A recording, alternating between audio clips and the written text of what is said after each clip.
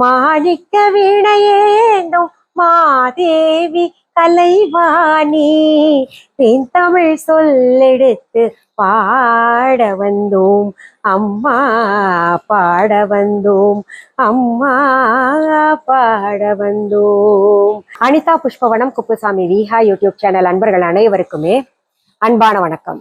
இன்றைக்கு இந்த பதிவில் 2025 ஆண்டுக்கான ஆயுத பூஜை மற்றும் சரஸ்வதி பூஜையை பற்றிய தகவல்கள் பார்க்க போறோம். அதற்கு முன்பாக இன்றைக்கு பிறந்த நாள் மற்றும் திருமண நாள் காண இருக்கின்ற அனைவருக்குமே என்னுடைய வாழ்த்துகள். உங்களுடைய வாழ்க்கையில நீங்க அனைத்து நலங்களும் வளங்களும் கிடைக்க பெற்று நீடூழி வாழணும்னு நான் இறைவன் கிட்ட அம்பாள் கிட்டையே பிரார்த்திக்கிறேன். இந்த காணொலியை காண்கின்ற அனைவருக்குமே இந்த நாள் இனிய நாளாக அமையட்டும்.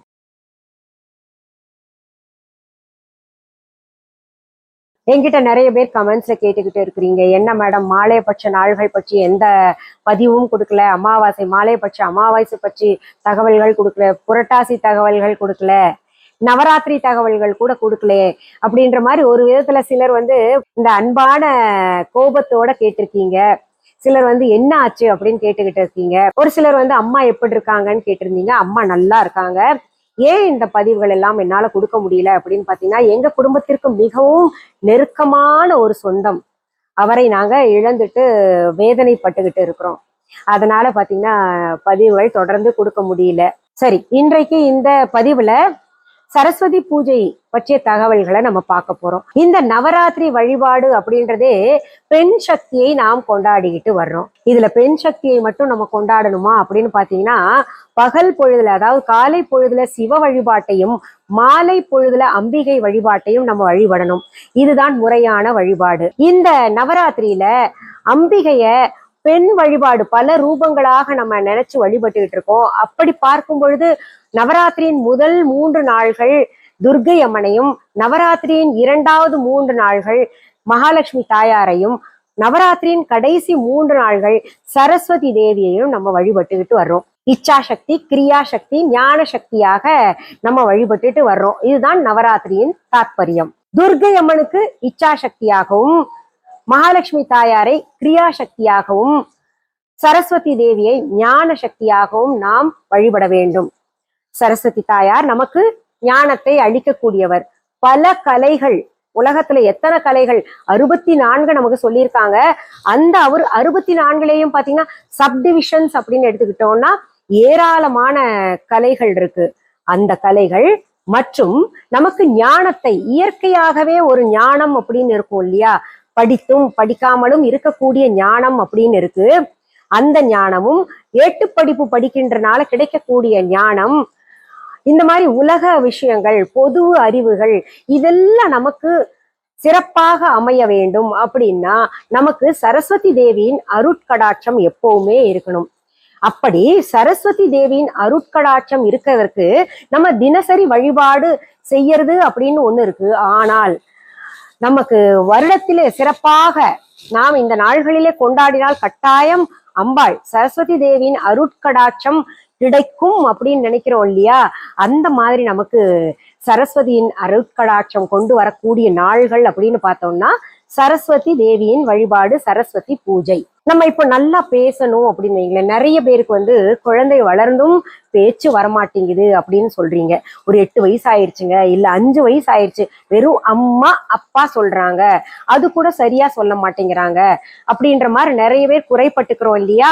அப்படி குறைப்படுகின்றவர்கள் மற்றும் நல்ல குரல் இருக்கு, ஆனா என்னமோ தெரியல, தைரியமா பாட முடியல, தைரியமா பேச முடியல, இல்ல தைரியமா நாட்டியம் ஆட முடியல, இந்த பாரம்பரிய கலைகளுக்கே அதிபதி சரஸ்வதி தேவி தான். அப்போ அந்த சரஸ்வதி தேவியின் வழிபாட்டை இந்த சரஸ்வதி பூஜை அன்று நீங்க வழிபட்டு உங்களுடைய கோரிக்கைகள் என்னவாக இருந்தாலும் நல்லா படிக்கணும், IAS ஆகணும். இதோ இப்பதான் நான் தேர்வு எழுதியிருக்கேன், அதுல வெற்றி பெற்று எனக்கு IASக்கான சீட் கிடைக்கணும் அப்படின்னு நினைக்கிறது இல்ல, நான் பெரிய ஆளா வேற டாக்டருக்கு படிக்கணும்னு நினைக்கிறேன், அதுக்கு என்ன படிப்பாக இருந்தாலும் அது சிறப்பாக அமையணும், எனக்கு கிடைச்சிடணும் அப்படின்னு வேண்டிக்கிட்டு இந்த சரஸ்வதி பூஜை நாள் அன்னைக்கு நம்ம வழிபாடு செஞ்சோம்னா அந்த சரஸ்வதி தேவியின் அருட்கடாட்சம் நமக்கு கிடைக்க பெற்று நாம அதுல சிறந்து விளங்குவோம். அந்த தேவியின் அருள் நமக்கு கிடைக்கும். இப்போ இந்த சரஸ்வதி தேவியின் வழிபாடு இந்த நவராத்திரியில கடைசி 3 நாள்கள் வழிபடுவது வழக்கம். அதுல பாத்தீங்கன்னா நம்ம ஆயுத பூஜை, சரஸ்வதி பூஜை, அப்புறம் விஜயதசமி அப்படின்றதெல்லாம் இருக்கு. இதுல வித்யாரம்பம் என்னைக்கு ஆரம்பிக்கணும் அப்படின்றதெல்லாம் இருக்கு. இப்ப நம்ம சரஸ்வதி பூஜையை பத்தி பாக்குறதுனால இந்த சரஸ்வதி பூஜை பற்றி நம்ம சொல்லணும்னா நவராத்திரியின் கடைசி 3 நாள்களுமே சரஸ்வதி தேவியை வழிபடணும். எப்படி வழிபடணும் இப்ப அதை பத்தி பாத்திரலாம். இந்த சரஸ்வதி தேவி வழிபாடு 3 நாள்கள் இருக்கின்ற காரணத்தினால நம்ம என்ன பண்ணணும்னா, இந்த சரஸ்வதி தேவிக்குன்னு பாத்தீங்கன்னா இப்போ நவராத்திரி ஆரம்ப காலத்திலேயே கலசம் அமைக்கிறவங்க இருக்கிறாங்க. அப்படி கலசம் அமைத்து பூஜை செய்ய முடியாதவங்க இந்த கடைசி 3 நாள்களாவது கலசம் அமைத்து வழிபாடு செய்யறதுக்கு முயற்சி பண்ணுங்க. அப்படியும் அமைக்க முடியலன்னா கவலைப்பட வேண்டாம். இந்த கலசம் அமைக்கும் முறை எப்படி இருக்கணும்னா, நீங்க வெள்ளி, பித்தளை, தங்கம் இல்ல செப்பு இந்த கலசம் இருந்ததுன்னா அந்த கலசம் எடுத்து நல்லா அலசிக்கிட்டு அதுல தண்ணி ஊத்தியும் வழிபாடு செய்யலாம். தண்ணி ஊத்தி நம்ம கை தவறி விழுந்துருச்சுன்னா நம்ம அபசகனமாக நினைக்கிற குணம் கொண்டவர்கள் நிறைய பேர் இருக்கோம். அதனால என்ன பண்ணுங்க, அரிசி, பச்சரிசி இருக்கு இல்லையா, அதையும் போட்டு அதுல சிகப்பு அல்லது பச்சை வளையல் 2 போட்டுக்கோங்க. அதற்கு பிறகு அதுல ஏலக்காய், கிராம்பு, பச்சை கற்பூரம் போட்டு நல்ல மணமாக வச்சுக்கோங்க. அதற்கு பிறகு நம்ம மாவிலை வைத்து அம்பாள் முகம் இருந்ததுன்னா அம்பாள் முகத்தை வச்சுக்கோங்க. அம்பாள் முகம் இல்லையா, கவலைப்படாதீங்க. தேங்காயையே அம்பாள் முகமாக குடுமையோட இருக்கணும். அதை அம்பாள் முகமாக கருதி அந்த தேங்காயில மஞ்சள் எல்லாம் பூசி அதற்கு கண் வரைந்து, மூக்கு முடிஞ்சா வரைங்க, வாய் அதாவது உதடு, பொட்டெல்லாம் வச்சுக்கிட்டு நல்லா அம்பாளாக அலங்கரிச்சுக்கிட்டு அதற்கு என்னென்ன உங்ககிட்ட உங்க நகை இருந்தா கூட நல்லா அலசிக்கிட்டு போடலாம். இல்லை சிம்பிளா நீங்க செய்யணும்னா கூட செஞ்சுக்கோங்க. அதுக்கு தாலி கயிறு 1 போட்டு அதற்கு பிறகு பாத்தீங்கன்னா அம்பாளுக்குரிய பாவாடை கட்டலாம். இல்ல சாரி புதுசா இருந்துச்சுன்னா அதுல சாரி கட்டி அலங்காரம் பண்ணிக்கோங்க. அதற்கு பிறகு பாத்தீங்கன்னா ஒரு மனையில கோலம் போட்டு இந்த அமைத்த கலசத்தை கொண்டு போய் வச்சுக்கிட்டு அம்பாள் சரஸ்வதி தேவியாகவே நம்ம நினைக்கணும். இல்ல சரஸ்வதி இதெல்லாம் பண்ணணுமா, நாங்க போட்டோ வச்சிருந்தாலும் சிலை வச்சிருந்தாலும் இதெல்லாம் கலசம் அமைக்கணுமா அப்படின்னு கேட்டீங்கன்னா, கலசம் அமைத்து ஆவாகனம் செய்வது எப்பவுமே ரொம்ப சிறப்பான பலன் கொடுக்கணும். பொதுவாவே ஒரு தேவியை எந்த ஒரு வழிபாடு செய்தாலும் கலசம் அமைத்து ஆவாகனம் செய்வது என்பது ஒரு சிறப்பான அம்சம். அதனால இந்த கலசம் அமைச்சுதான் ஆகணுமா அப்படின்னு கேட்டீங்கன்னா அது உங்களுடைய விருப்பம். கலசம் அமைக்க முடியலன்னா கூட சிலையோ படமோ இருந்ததுன்னா அதை சுத்தமாக வச்சுக்கிட்டு நல்ல அலங்காரம் பண்ணிக்கிட்டு மன மேல வச்சுக்கோங்க. அடுத்து இனிப்பு ஏதாவது பலகாரம் செய்ய முடிஞ்சா செஞ்சுக்கலாம். சுண்டல், இந்த சுண்டல்ல ஏதோ சுண்டல் செஞ்சுக்கலாம். அன்றைக்கு அம்பாளுக்கு மஞ்சள் நிற மலர்களால அலங்கரிக்கணும். மஞ்சள் நிற லட்டு செய்ய முடிஞ்சா செய்யுங்க, இல்லாட்டி வாங்கி வைக்கலாம். மஞ்சள் நிற சுண்டல் ஏதாவது செஞ்சுக்கிட்டு நீங்க படைக்கணும். கலசம் ஆவாகனம் செய்யறது சரஸ்வதி பூஜை அன்னைக்கு மட்டும் செஞ்சா போதுமா, இல்ல இந்த கடைசி 3 நாள்கள் சரஸ்வதி பூஜை நம்ம கொண்டாடுறோம் இல்லையா, அந்த துவக்க நாள்லயே செய்யணுமா அப்படின்னு கேட்டீங்கன்னா, 29ஆம் தேதியிலிருந்து நமக்கு 1ஆம் தேதி வரைக்கும் சரஸ்வதி பூஜைக்கான நாள்கள் கடைசி 3 நாள்கள் அப்படின்னு இருக்கு இல்லையா, அந்த 3 நாள்களுமே இந்த கலசம் அமைத்து ஆவாகனம் செய்துக்கலாம். அது இந்த கலசம் அமைக்கணும்னா அதற்கான நேரம் இருக்கா அப்படின்னு கேட்டீங்கன்னா, காலையில முகூர்த்த நேரமாக சொல்லப்பட்டது 10:30 மணியிலிருந்து சாயந்தரம் 5:30 மணி வரைக்கும் நீங்க ஆவாகனம் செய்து கொள்ளணும். அந்த இடைப்பட்ட காலத்துல அந்த மத்தியான காலம் இருக்கு இல்லையா, அதை தவிர்த்துருங்க. அப்படி இல்லை நாங்க காலம்பறைய சீக்கிரத்துல செஞ்சுக்கலாமா அப்படின்னு கேட்டீங்கன்னா தாராளமாக செய்து கொள்ளலாம். காலையிலேயே நீங்க கலசம் ஆவாகனம் செஞ்சு 3 நாளும் வச்சிருக்கணும். 4வது நாள் விஜயதசமி கொண்டாடுற அன்னைக்கு விசர்ஜனம் செஞ்சுக்கலாம். முதல் நாள் என்னைக்கு வருது அப்படின்னு பாத்தீங்கன்னா, வருகின்ற 29ஆம் தேதி 29/9/2025 அன்றைக்குதான் சரஸ்வதி தேவியின் கடைசி 3 நாள்கள்ல முதல் நாளாக நம்ம கலசம் அமைக்கணும். இந்த கலசம் அடுத்த நாள் 30ஆம் தேதியும் இருக்கணும். 1ஆம் தேதி சரஸ்வதி பூஜை வருது, அந்த 1ஆம் தேதியும் நம்ம கொண்டாடிட்டு அந்த 2ஆம் தேதி விஜயதசமி அன்னைக்கு வரைக்கும் வச்சிருக்கணும். அதற்கு பிறகுதான் நம்ம எடுத்துடணும். அதை அடுத்தது உங்களுக்கு ஒரு கேள்வி எழலாம், சரிங்க நாங்க கலசம் கடைசி 3 நாள்கள் 29ஆம் தேதி 30ஆம் தேதி வைக்காம 1ஆம் தேதி மட்டும் வைக்கலாமா அப்படின்னு கேட்டீங்கன்னா, தாராளமாக அன்றைக்கு மட்டுமே கலசம் அமைக்கணும் அப்படின்னு நினைச்சீங்கன்னா அமைத்து கொள்ளலாம். அப்படி இல்லைன்னா 1ஆம் தேதி சரஸ்வதி பூஜையாக இருக்கு இல்லையா, அந்த நாள்ல கலசம் வைக்கலைன்னா கூட நம்ம இந்த சரஸ்வதி தேவியின் வழிபாடு கடைபிடிக்கணும். அடுத்து சரஸ்வதி பூஜைக்கான முகூர்த்த நேரம் என்ன அப்படின்னு பார்த்துடலாம். ஒவ்வொரு பூஜைக்கும் ஒவ்வொரு முகூர்த்த நேரம் இருக்கு இல்லையா? அப்படி பார்க்கும் பொழுது 1/10/2025 நாளன்று நம்ம காலை 10:30 மணியிலிருந்து 12 மணிக்குள்ளர சரஸ்வதி தேவியின் பூஜை செய்வதற்கான முகூர்த்த நேரமாக இருக்கு. என்னங்க சாயந்தரம் தானே அம்பிகை வழிபாடு இருக்கு அப்படின்னு சொல்றீங்களே அப்படின்னு கேட்டீங்கன்னா, இதை விட்டால் நாம் மாலை நேரம், அதாவது இந்த நேரத்திலும் கொண்டாடி மாலை நேரத்திலும் நம்ம வழிபாடு செய்யணும். அதுக்காக தான் நமக்கு பாத்தீங்கன்னா அம்பிகை வழிபாடு மாலை நேரங்களையும் சொல்லியிருக்காங்க. அதனால மாலையில கோயிலுக்கு போறவங்க காலையில இந்த முகூர்த்த நேரத்துல பூஜை செய்துக்கிட்டு மாலையில ஒரு தீபாராதனை தூப தீபங்கள் எல்லாம் காமிச்சிட்டு கோயிலுக்கு போங்க. வீட்டுல இருக்கிற சிறு பிள்ளைகள் மற்ற கலைகள்ல இருக்கிறவங்க எல்லாருமே அவங்க இன்ஸ்ட்ருமெண்ட்ஸ், அதாவது வாத்திய கருவிகள் வைக்கலாம். படிக்கிற பிள்ளைங்க நோட்டு புத்தகங்கள் வைத்து அதுல சந்தன குங்குமம் வச்சுக்கிட்டு அம்பாள்கிட்ட நல்லா ஞானத்தை கொடுங்க, நல்லா படிக்கணும், நானு பெரிய ஆள் ஆகணும் அப்படின்னு எல்லாரும் நல்லா வேண்டிக்கோங்க. கலைத்துறையில இருக்கிறவங்க அவங்கவுங்க தெரியும் எப்படினாலும் புகழடையணும், இன்னும் நல்ல குரல் கிடைக்கணும், நல்லா ஆடணும் அப்படின்ற மாதிரி எல்லாருமே நினைப்போம். இப்படி நம்ம வேண்டிக்கணும். இப்போ இந்த சரஸ்வதி தேவியை நம்ம வழிபடுறதுனால நமக்கு கிடைக்கக்கூடிய ஞானம், நமக்கு கிடைக்கக்கூடிய கலையினால நமக்கு பாத்தீங்கன்னா நிறைய விஷயங்கள் அமையும். நமக்கு புகழ் கிடைக்கும், பணம் கிடைக்கும், நல்ல ஞானம் கிடைக்கும்.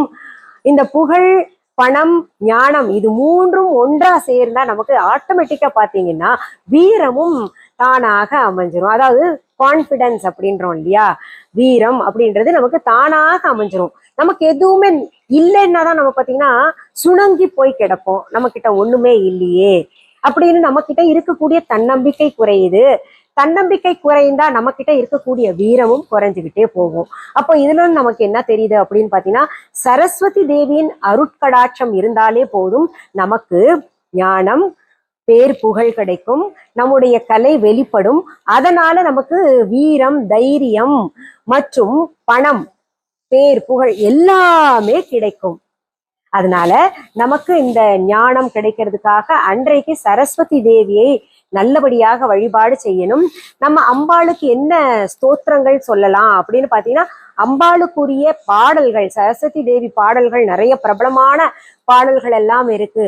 இப்போ குறிப்பாக சொல்லணும்னா, கலைவாணினின் கருணை தேன்மழையே விளையாடும் என்னாவில் செந்தமிழே, இது இருக்கு. அப்புறம் மாணிக்க வீணையேந்தும் மாதேவி கலைவாணி தென் தமிழ் சொல்லெடுத்து பாட வந்தோம் அம்மா, பாட வந்தோம் அம்மா, பாட வந்தோம். இந்த பாட்டு இருக்கு. சரஸ்வதி தயநிதி நீகதி அப்படின்ற கீர்த்தனை எல்லாம் கூட இருக்கு. அது தவிர பாடல்கள் பாட வரல, இந்த நேரத்துல எல்லாம் பாடல்கள் பாட வரல அப்படின்னு நினைக்கவே கூடாது. என்ன குரல் இருக்கோ அதை வைத்து நம்ம பாடி அம்பாளை மகிழ்விக்கணும். அதே போல வாத்திய கருவிகள் இருந்தா வாசிச்சு அம்பாளை மகிழ்விக்கணும். ஒரே ஒரு விஷயம் நான் சொல்றேங்க இந்த இடத்துல, அதாவது இறைவனை சீக்கிரத்துல நம்ம அந்த இறை நேர்கோட்டுல இணையணும் அப்படின்னா இசைதான் முதலிடம் வகுக்கும் அப்படின்னு நான் சொல்லுவேன். ஏன்னா எந்த மந்திரமாக இருந்தாலும் எந்த பாடல்களாக இருந்தாலும் ஒவ்வொரு ராகத்துல அமைஞ்சிருக்கும். ராகம் இல்லாம எந்த மந்திரமுமே ஒலிக்கிறத நீங்க கேட்டிருக்க முடியாது. பாத்தீங்கன்னா ஸ்வாஹா அப்படின்னு சொல்றது கூட பாத்தீங்கன்னா அதுலயும் ஒரு ஸ்வரம் இருக்கு. ஸ்வாஹா அப்படின்னு சொல்றதை விட அப்படின்னு யாரும் சொல்லி நீங்க கேள்விப்பட்டிருக்க மாட்டீங்க. ஸ்வாஹா அப்படின்னு தான் நீங்க கேள்விப்பட்டிருப்பீங்க. அதனால இந்த இசை இறைவனுக்கு சீக்கிரத்துல நம்ம நெருங்கக்கூடிய ஒரு கருவியாக இருக்குது. நல்லா பேச்சு வரணும் அப்படின்னு நினைக்கிறவங்க என்ன பண்ணும், அன்னைக்கு அம்பாள் கிட்ட உட்கார்ந்துக்கிட்டு அவங்க மேல நல்ல உருக்கமாக இருந்து அம்பாளுடைய எந்த பாட்டும் எந்த மந்திரமும் எந்த ஸ்தோத்திரமும் தெரியலன்னா கூட ஓம் சரஸ்வதி தேவியே போற்றிவோம் இப்படின்ற மந்திரத்தை 108 முறை சொல்லிக்கோங்க. குழந்தைகள் நல்லா பேசுவாங்க, நல்லா படிப்பாங்க. வேறு என்ன சுலபமான மந்திரம் சொல்லலாம் அப்படின்றத நான் டிஸ்கிரிப்ஷன் பாக்ஸ்ல எழுதி போடுறேன், அதை பார்த்து கூட நீங்க சொல்லிக்கலாம். இந்த நாள்கள்ல எந்த வீட்லயாவது வெத்தலை பாக்கு வச்சுக்கிட்டு நீங்க வாங்க எங்க வீட்டுக்கு கட்டாயம் வரணும் கொலுவுக்கு அப்படின்னு கூப்பிட்டாங்கன்னா இது ஒரு நல்ல வாய்ப்பாக கருதி அங்க போயிட்டு அம்பாளுக்கான ஸ்தோத்திரங்கள் பாடல்கள் எல்லாம் பாடலாம். இல்ல அதுல கலந்து கொள்வது ரொம்பவே சிறப்பு. வீட்டுக்கு வர்றவங்களுக்கும் கூட நீங்க தாம்பூலம் வச்சு கொடுக்கறது ரொம்பவே சிறப்பு. சரஸ்வதி பூஜையை கொண்டாடுகின்ற இந்த நாள்ல தான் ஆயுத பூஜையும் கொண்டாடிக்கிட்டு வர்றோம். இந்த ஆயுத பூஜை ஏன் கொண்டாடுறோம் அப்படின்னு பாத்தீங்கன்னா, நமக்கு இந்த ஆயுதங்கள் நம்முடைய வாழ்க்கையில பல்வேறு நிலைகள்ல பயனுள்ளதாக இருக்கு. டாக்டர்ஸ் அப்படின்னு எடுத்துக்கிட்டா அவங்க பாத்தீங்கன்னா அறுவை சிகிச்சை செய்து உயிரை காப்பாற்றக்கூடிய நிலையில இந்த ஆயுதங்கள் எல்லாம் உதவி புரிகின்றன. அதே போல நம்ம வீட்டுக்கு ஒரு காய்கறி நறுக்கணும், இது எல்லாம் பண்ணணும்னா அருவாமனை இந்த மாதிரி கத்தி எல்லாம் பயன்படுது. நம்ம எங்கேயா போகணும் அப்படின்னா வண்டி வாகனங்கள் எல்லாம் பயன்படுகிறது. இதே அம்பாள் அப்படின்னு எடுக்கும் பொழுது இந்த நவராத்திரி நாள்கள்ல அசுரர்கள் கிட்ட இருந்து இந்த பூலோகத்திலும் தேவலோகத்தில் இருக்கக்கூடிய நல்லவர்களை எல்லாம் காப்பாற்றுவதற்காக அசுரர்கள் கிட்ட போரிடுவதற்காக ஆயுதங்கள் எல்லாம் பயன்படுத்தி வெற்றி பெறுகிறார்கள் இல்லையா? அந்த வகையில அம்பாளுக்கு ஆயுதங்களாக இருந்த அந்த ஆயுதங்களுக்கெல்லாம் நாம் நன்றி கூறும் வகையில அந்த ஆயுதங்களை வைத்து நம்ம அன்றைக்கு வழிபட வேண்டும். வீட்டுல இருக்கக்கூடிய அருவாமனை, கத்தி, இல்ல வண்டி வாகனங்கள், ஸ்கூட்டர், சைக்கிள் இந்த மாதிரி எல்லாம் இருந்ததுன்னா நல்லா சுத்தப்படுத்திட்டு இந்த சந்தனம் தெளிச்சு மஞ்சள் குங்குமம் எல்லாம் வச்சு நம்ம அன்னைக்கு வழிபடணும். அந்த வாகனங்களை எல்லாம் நம்ம அன்னைக்கு ஓட்டி பார்க்கணும் இல்லையா? அந்த காலத்துல எங்க ஊர் மேட்டுப்பாளையத்துல சிறு பிள்ளைகளாக இருக்கும்போது நாங்க வண்டியில எல்லாம் கூட்டமா போயிட்டு ஒரே சத்தம் போட்டு ஜாலியா பொறி கடலை அப்படின்லாம் நம்ம சாமிக்கு படைப்போம். அன்னைக்கு அந்த பொறி கடலை எல்லாம் வாங்கிட்டு ஜாலியா ஊர் சுத்திட்டு வருவோம். அது போல நீங்க இந்த காலத்திலையும் தொடரணும். ஏன்னா அந்த பாரம்பரிய பழக்க வழக்கங்கள், நம்முடைய கொண்டாட்டங்கள், வழிபாடுகள் எல்லாம் என்னைக்குமே விடக்கூடாது. தெரியலன்னா எங்களை போன்றவர்கள் சொல்றதை பார்த்துட்டு நீங்க தெரிஞ்சுக்கோங்க. வீட்டுல பெரியவங்க இருந்தா கேட்டுக்கிட்டு அதன்படி நீங்க செயல்படுங்க. விட்டு போனதெல்லாம் நம்ம அப்படியே தொடர்ந்து பாதுகாக்கணும் அப்படின்ற முடிவோட இந்த நவராத்திரியிலிருந்து நீங்க உறுதி பூண்டு நம்முடைய வாழ்க்கையை செழிப்பாக ஆக்கி கொள்ளணும். இந்த ஆயுத பூஜை வழிபாட்டிற்கான நேரம் கூட இந்த சரஸ்வதி பூஜை செய்யறோம் இல்லையா, அந்த நேரத்திலேயே செய்து கொள்ளலாம், மாலை நேரத்திலையும் செய்து கொள்ளலாம். இப்போ நம்ம வீஹா ஆன்லைன்ல தாம்பூல பைகள் எல்லாம் நம்ம விற்பனைக்கு கொடுத்துக்கிட்டு இருக்கிறோம். நல்ல நல்ல சரஸ்வதி சிலைகள், நல்ல நல்ல சரஸ்வதி போட்டோ, அதாவது சைஸ் வாரியாக சின்னது வேணாலும் கிடைக்கும். மேக்னெட்டிக் போட்டோ, பெருசு இல்ல நடு சைஸ், இந்த மாதிரி எல்லாமே கொடுத்துக்கிட்டு இருக்கோம். சிலைகளுக்கு அழகான பாவாடை, அந்த நீங்க அலங்காரம் பண்ணணும் அப்படின்னா நல்ல நகைகள் இருக்கு, அழகான பாவாடைகள் எல்லாம் இருக்கு. பாவாடை இந்த மேல் தாவணியோட இருக்கு, அதெல்லாம் கூட வாங்கிக்கலாம். வீஹா ஆன்லைன் பற்றி சொல்றீங்களே, எங்களுக்கு புதுசா இன்னைக்கு தாங்க உங்க வீடியோ பாக்குறோம் அப்படின்னு சொல்றவங்களுக்காக இப்போ வீஹா ஆன்லைன் பத்தி கொஞ்சம் விரிவாக சொல்றேன். வீஹா ஆன்லைன் என்பது எங்களுடைய ஆன்லைன் ஷாப். இதுவரைக்கும் எங்களுடைய Viha online shopping app download பண்ணாதவங்க உடனே பிளே ஸ்டோர், ஆப் ஸ்டோர்ல போயிட்டு தம்ப்நெயில்ல கொடுக்கப்பட்டிருக்கின்ற VIHA Viha ONLINE Viha online அப்படின்னு டெக்ஸ்ட் பண்ணுங்க, டவுன்லோட் செய்துக்கோங்க. டவுன்லோட் செய்த பின்னாடி நீங்க செய்ய வேண்டியது என்னுடைய மிஸ்ஸஸ் அனிதா குப்புசாமி வீஹா அப்படின்ற பச்சை எழுத்துல இருக்கா அப்படின்னு கன்ஃபார்ம் பண்ணிட்டு அதுல உங்களுக்கு எந்த மொழி மாற்றம் செய்து கொள்ளணுமோ மாத்திக்கோங்க. கரன்சி எந்த ஒரு நாட்டுல இருக்கீங்களோ அந்த கரன்சி எல்லாம் சேஞ்ச் பண்ணணும்னு நினைக்கிறவங்க சேஞ்ச் பண்ணிக்கோங்க. உங்களுக்கு வேணுங்கிற பொருள் எல்லாம் பார்த்து வாங்கி கொள்ளலாம். அதுல கேட்டகரி வைஸா நிறைய பிரிச்சு வச்சிருக்கேன், அதுல போய் நிதானமாக பார்த்து வாங்கிக்கலாம். இது தவிர www.viha.online என்கின்ற வெப்சைட்டும் நாங்க நடத்திட்டு வர்றோம். அதுலயும் நீங்க பொருள்கள் பார்க்கலாம், வாங்கலாம். பொருள்களை நேர்ல பார்த்து வாங்கணும் அப்படின்னு நினைக்கிறவங்களுக்காக சொல்றேன். சென்னை ராஜா அண்ணாமலைபுரம் நம்பர் 10 பாகிரதி தெரு, இந்த அட்ரஸ்ல எங்க வீஹா கடை இயங்கிக்கிட்டு இருக்கு. அங்க பார்த்து நீங்க வாங்கிக்கலாம். எங்களுடைய இந்த வீஹா கடைக்கான கிளைகள் உங்க ஊர்ல அல்லது உங்க நாட்டுல இருக்கா அப்படின்னு கேட்டீங்கன்னா கிடையவே கிடையாதுங்க. ஒரே ஒரு கடை தான் நான் நடத்திக்கிட்டு வரேன், பிரான்ச்சஸ் கிடையாது. அது தவிர இன்னும் முக்கியமான ஒரு விஷயம் சொல்றேங்க. என்னுடைய பெயர், வீடியோ, ஆடியோவை பயன்படுத்திக்கிட்டு வேற யாராவது அவங்க வெப்சைட்ல அல்லது அவங்களுடைய ஆன்லைன் ஷாப்பிங் ஆப்ல இல்ல கடைகள்ல எங்க வீஹா முத்திரை கொண்டும் வீஹா முத்திரை பயன்படுத்த முடியாது, அது சட்டப்படி தப்பு. அது தெரிஞ்சதுன்னா நாங்க சட்டப்படி நடவடிக்கை எடுத்து என்ன கேட்கிறோமோ அது கொடுத்தான் ஆகணும். அப்படி இருந்ததுன்னா அதற்கும் எங்களுக்கும் தொடர்பு கிடையாது. எங்களுடைய viha.online இ-காமர்ஸ் வெப்சைட் தவிர, எங்களுடைய விஹா ஆன்லைன் ஷாப்பிங் ஆப் தவிர, எங்களுடைய விஹா கடையை தவிர எங்களுடைய பொருள்கள் வேறு எங்கும் கிடைக்காது என்பதை நான் உறுதியாக சொல்லிக்கிறேங்க. சரி, மீண்டும் உங்களுக்கு என்னென்ன பதிவுகள் தேவை அப்படின்றத கமெண்ட்ல கட்டாயம் எழுதி போடுங்க. நான் அதை படிச்சு உங்களுக்கு பதிவுகளாக தருவேன். அடுத்த பதிவில் சந்திக்கும் வரை நன்றி கூறி விடைபெறுவது அனிதா குப்புசாமி. நன்றி, வணக்கம்.